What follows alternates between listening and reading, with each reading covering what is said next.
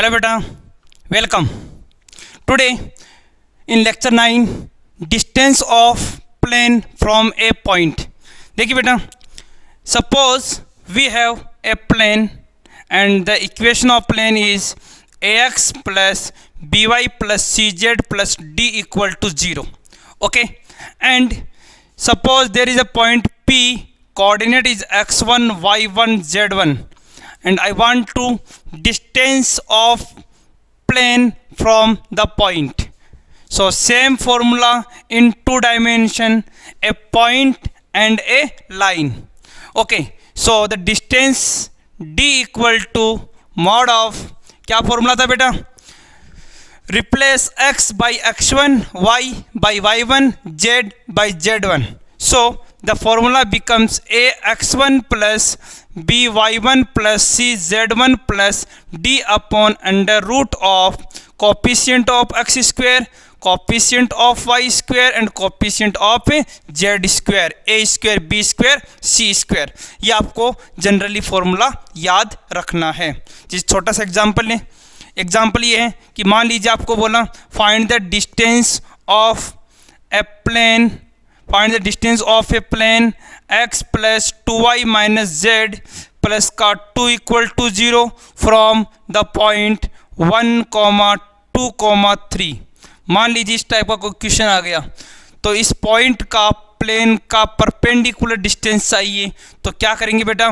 Distance हो जाएगा d equal to mod of, first of all x replace by 1, 2 with y, so 2 into 2 and 3 at the z, it is minus 3 plus 2 upon under root of coefficient of x square 1 plus 2 का square 4 and minus 1 का square plus 1. Then answer will be, it is 1, it is 4 minus 3 plus 2, कितना हो गया बेटा? 4 plus 1 5, 5 plus 2 7, 7 minus 3 4 upon under root of 4 plus 1 5 and 6, 4 upon root 6। ये आपका distance आ गया from a point. Okay, previous year NDA में क्या क्वेश्चन पूछा हुआ इससे रिलेटेड वो देखिएगा बेटा। पिछली बार तो डायरेक्ट फॉर्मूला ही पूछा गया था। ओके, एक बार ये क्वेश्चन पूछा हुआ है कि द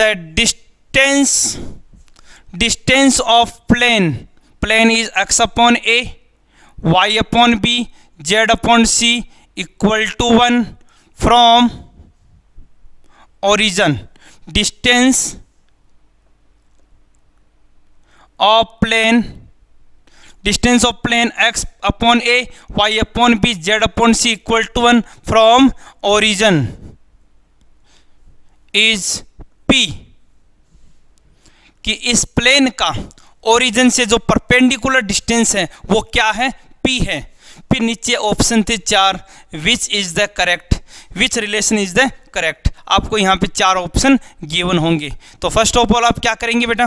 सेम, आपको कुछ नहीं करना, using distance formula, distance given there is p equal to yes origin. What is the meaning of origin? 0, 0, 0.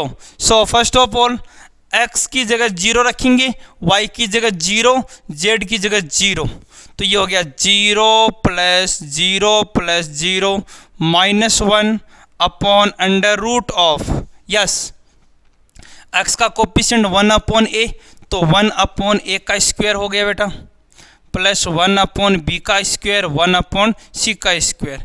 So finally क्या मिल गया आपको? p equal to 1 upon under root of 1 upon a square plus 1 upon b square plus 1 upon c square. दोनों तरफ square करूंगा and cross product करेंगे, तो square करेंगे क्रॉस प्रोडक्ट करेंगे तो ये बन जाएगा 1 upon a square plus 1 upon b square plus 1 upon c square equal to 1 upon p square. That is the correct relation.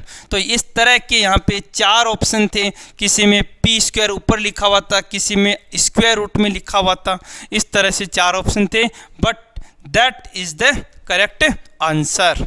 Okay, तो ये हो गया आपका point, distance of plane from a point. Clear?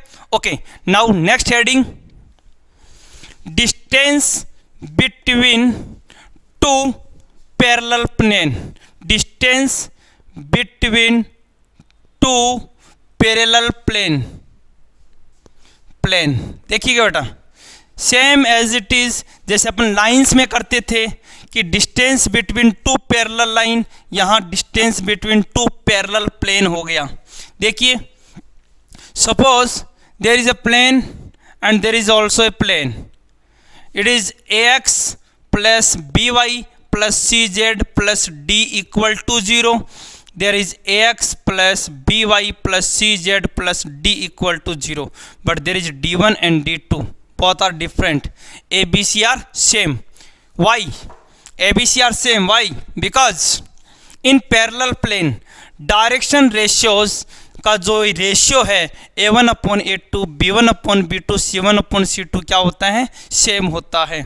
और पैरेलल प्लेन है, इनके बीच का distance निकालना है, तो फॉर्मूला हो गया d इक्वल टू, बहुत सिंपल है, d2 माइनस d1 या d1 minus d2, d1 minus d2 या d2 माइनस d1 कोई फर्क नहीं पड़ेगा, upon square root of a square plus b square plus c square, a square plus b square plus c square, d1 minus d2। इस तरह से आप planes के बीच का डिस्टेंस फाइंड कर सकते हैं। क्लियर है बेटा? ओके, एक छोटा सा एग्जांपल लेंगे। देख, there is the question, distance between the to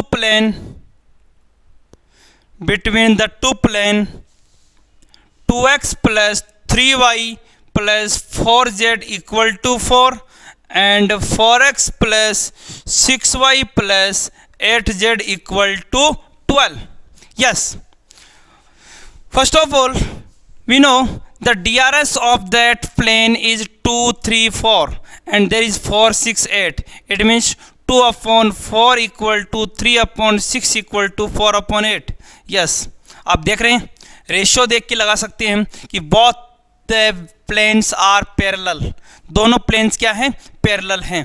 तो पैरेलल के केस में आपने डिस्टेंस फॉर्मूला भी किया, d1 minus d2 upon square root of a square plus b square plus c square, but in that case ABC are different in both plane. तो क्या करें बेटा? तो यहाँ से आप एक काम कर सकते हैं कि या तो ऊपर वाले प्लेन को 2 से मल्टीप्लाई करा दें, 2 से मल्टीप्लाई करेंगे, इट इज़ 4 6 8, 4 6 8, या जो नीचे वाला प्लेन है उसको 2 से डिवाइड कर दें, दोनों कर सकते हैं, कोई फर्क नहीं पड़ेगा। Show their is 2x plus 3y plus 4z minus 4 equal to 0 and it is divided by 2, so that is 2x plus 3y plus 4z minus 6 equal to 0. Okay, it is clear? Yes. Now the DRS of both plane are same, so using distance formula d1 minus d2 minus 6 minus 4, ध्यान दीजिएगा बेटा, यहाँ बहुत बच्चे गलती कर देते हैं, -6 minus 4 upon square root of 2 square 4 3 square 9 4 square 16, then finally it is +4, so 2 upon it is √29, तो 2 upon √29 is the distance between two parallel plane. Okay, so distance का कॉन्सेप्ट क्लियर हो गया कि एक प्लेन का पॉइंट से distance कैसे निकालना है और दो पैरेलल प्लेन्स के बीच का डिस्टेंस कैसे निकालना है। Okay, now angle between two planes, angle between two planes, angle between two planes. Actual में क्या है कि दो प्लेन आपको गिवन है, एक प्लेन ये है मान लीजिएगा और दूसरा प्लेन मान लीजिएगा ये है। ये जो प्लेन है इसका इक्वेशन ax में कार्टेशियन फॉर्म लिख रहा हूँ, by cz प्लस का d equal to 0, second half का ax by cz प्लस का d equal to 0, there is a1 b1 c1 d1, A2 B2 C2 D2। Clear. ये आपके पास में दो प्लेन्स हैं और इन दोनों प्लेन्स के बीच का एंगल निकालना है। अच्छा, इसके अलावा ऐसा भी हो सकता है, आप कहेंगे सर इसको ऐसा क्यों लिखा, आप ऐसा भी लिख सकते हैं R dot n cap equal to d. लिख सकते हैं, नहीं लिख सकते, कोई फर्क नहीं पड़ेगा। R dot n cap equal to d, ऐसा भी कर सकते हैं, दोनों फॉर्म चलती है, कोई फर्क नहीं पड़ेगा। ओके, तो मेरी बात ध्यान से सुनिए बेटा, कि जब भी एंगल्स की बात आती है, दो प्लेन के बीच में एंगल्स की बात आती है, तो सबसे पहले दिमाग में एक बात क्लियर करनी चाहिए कि एंगल्स हमेशा दो प्लेन के नॉर्मल्स के बीच में बनता है। क्या बोला मैंने? एंगल हमेशा प्लेन के जो नॉर्मल हैं उनके बीच में होता है। जैसे समझो, सपोज दैट ये आपके पास में वाइट बोर्ड है, ये एक प्लेन है और इस प्लेन का नॉर्मल है। ओके, अच्छा, ये एक बुक है, ये भी एक प्लेन है, इसका ये नॉर्मल है, ये नॉर्मल इसका है, ये नॉर्मल इसका है। ये दोनों नॉर्मल्स के बीच का एंगल निकालना है, तो इन दोनों नॉर्मल्स का एंगल का मतलब दोनों प्लेन्स के बीच का एंगल निकाल रहे हैं। एक्चुअल में अपन दोनों नॉर्मल्स के बीच का एंगल फाइंड कर रहे हैं। और जो डायरेक्शन रेशियोज होते हैं, DRS होते हैं, डायरेक्शन रेशियो, वो हमेशा किसके लेते हैं? नॉर्मल के लेते हैं। तो इस प्लेन का मान लीजिए नॉर्मल ये है, इस प्लेन का मान लीजिए नॉर्मल ये है, तो इन दोनों के बीच में आपको एंगल फाइंड करना है। ओके, इन दोनों नॉर्मल्स के बीच का एंगल फाइंड करना है। प्लेन्स के बीच का एंगल का मतलब प्लेन के नॉर्मल के बीच का एंगल फाइंड करना है। ओके, डायरेक्शन रेशियो, मान लीजिए DRS इसके गिवन है A1 B1 C1, इसके डायरेक्शन रेशियो गिवन है A2 B2 C2। मैंने आपको पहले भी कहा था जब 3D शुरू किया था कि एंगल हमेशा डायरेक्शन रेशियोज के बीच में देखा जाता है। तो यहाँ पे आप दोनों के बीच का एंगल निकालेंगे। तो बेटा एंगल निकालने का फॉर्मूला आप ऑलरेडी जानते हैं, cos theta equal to A1 A2 plus B1 B2 plus C1 C2 upon under root of A1 square plus B1 square plus C1 square under root of A2 square plus B2 square plus C2 square. ये दोनों planes के बीच में angle निकालने का formula हो गया। और अगर नॉर्मल इस वाली फॉर्म में गिवन है तो भी कोई प्रॉब्लम नहीं है। cos theta equal to n1 vector dot n2 vector upon n1 का मैग्नीट्यूड n2 का मैग्नीट्यूड, ऐसा भी लिख दो, कोई फर्क नहीं पड़ेगा। कार्टेशियन फॉर्म में निकाल लो या वेक्टर फॉर्म में निकाल लो। ओके, यस, इसके दो स्पेशल केस हैं, ये भी आपको दिमाग में रखने हैं। कौन से स्पेशल केस बेटा? जो अपने स्ट्रेट लाइन में किया था। Suppose plane P1 perpendicular plane P2, दो प्लेन आपस में 90 डिग्री पे हैं, ऑर्थोगोनल हैं, परपेंडिकुलर हैं। तो क्या कंडीशन होगी बेटा? अगर दो प्लेन परपेंडिकुलर हैं तो A1 A2 plus B1 B2 plus C1 C2 equal to 0। Clear? जैसे दो लाइंस के बीच का एंगल निकालते थे तो दोनों लाइंस के DRS के बीच में यही रिलेशन था, A1 A2 plus B1 B2 plus C1 C2 equal to 0। और यहाँ पर भी यही कॉन्सेप्ट है, A1 A2 plus B1 B2 plus C1 C2 equal to 0। Okay, and second P1 parallel P2, एक प्लेन P1 है, दूसरा प्लेन P2 है, और दोनों अगर पैरेलल हैं तो या फिर थीटा इक्वल टू 0 डिग्री बोल सकते हैं।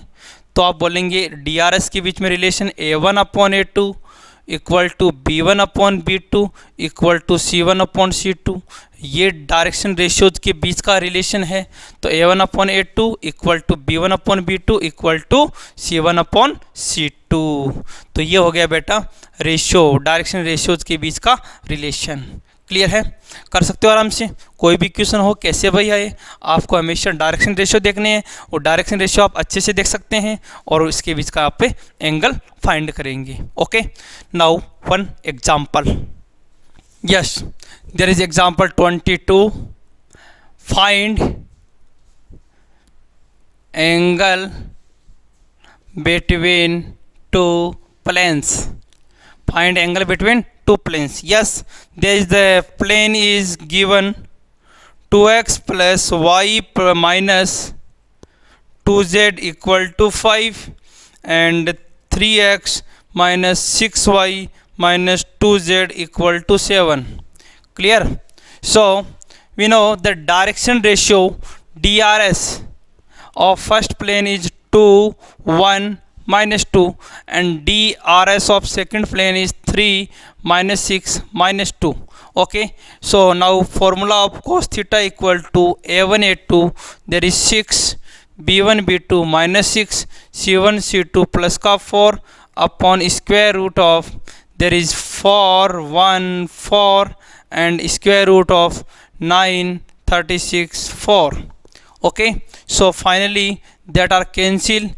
4 upon it is 3 and it is 7. So answer will be 4 upon 21. Cos theta equal to 4 upon 21. Then theta equal to cos inverse 4 upon 21. Okay, now angle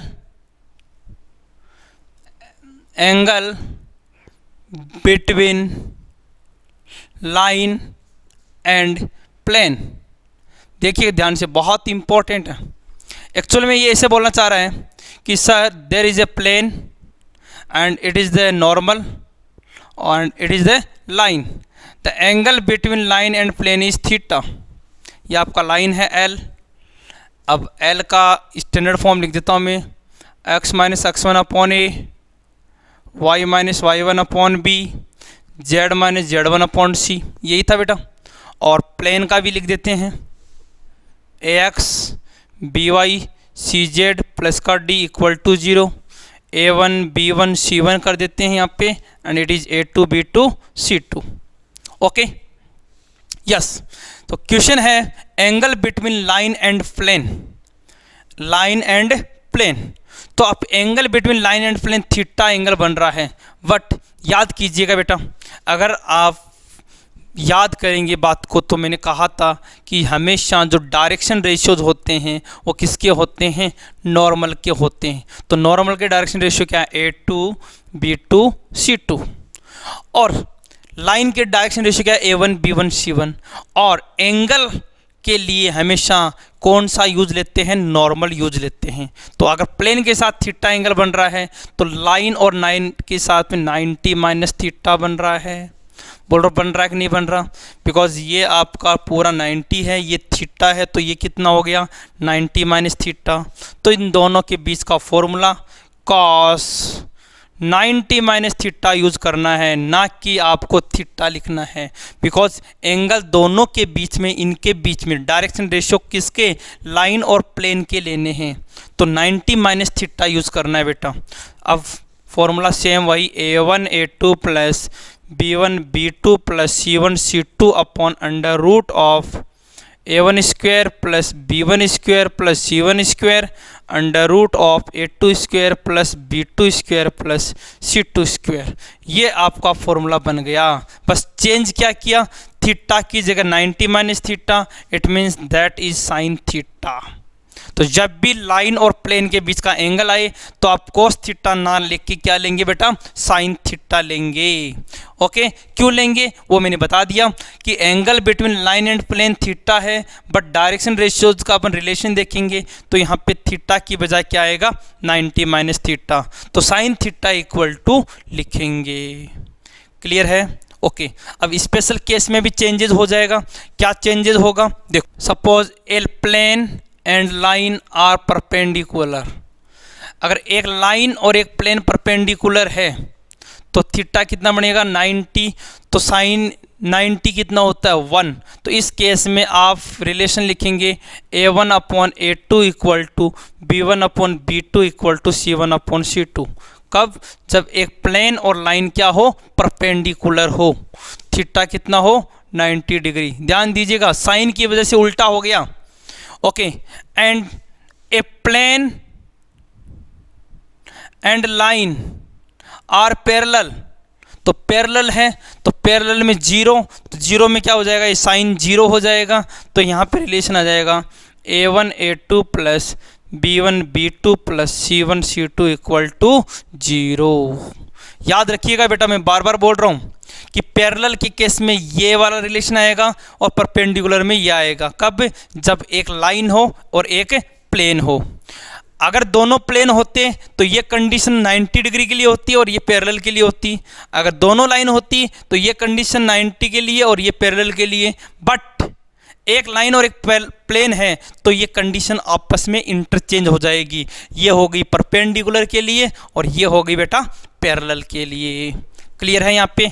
okay, एक छोटा सा example लेंगे, देखो। Yes, there is the question, sorry example 25th।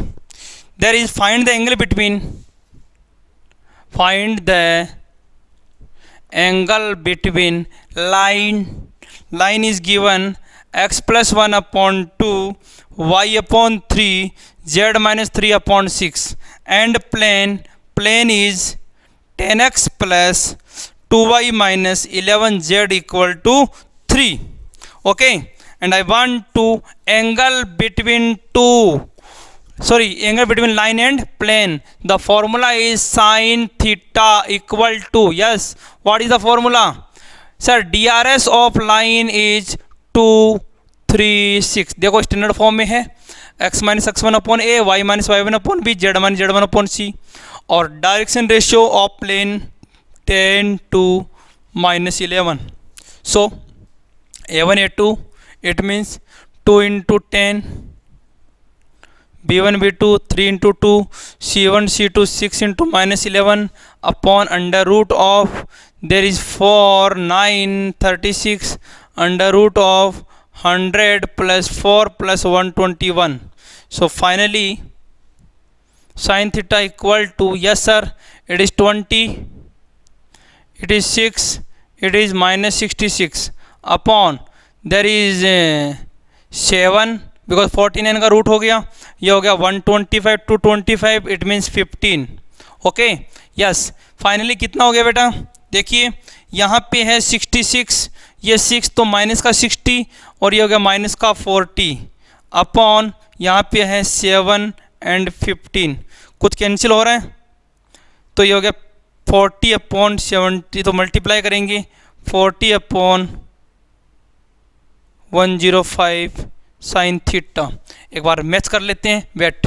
Yes, so the answer will be, ध्यान दीजिएगा यहाँ पे mode देते हैं तो मोड की वजह से ये हो गया आपका पॉजिटिव, तो theta equal to sine inverse 40 upon 105। Okay बेटा, तो ये हो गया आपका angle between line and plane. Clear है यहाँ तक? Okay, now next heading coplanarity of two line. देखिए बेटा, दो लाइंस, मान लीजिए एक लाइन है आपका x minus x1 upon A, y minus y1 upon B, z minus z1 upon C, and second है मान लीजिए x minus x2 upon A, y minus y2 upon B, z minus z2 upon C. यहाँ a1 b1 c1 ले लेंगे, यहाँ a2 b2 c2 ले लेंगे। मैं कहूँगा कि ये दोनों लाइनें L1 और L2 दोनों क्या है? कोप्लानर है, एक ही प्लेन में लाइक करती है। तो बताइए इसके लिए कोई कंडीशन है? यस, बिल्कुल, यहाँ पे इन दोनों लाइंस के कोप्लानरिटी की कंडीशन है।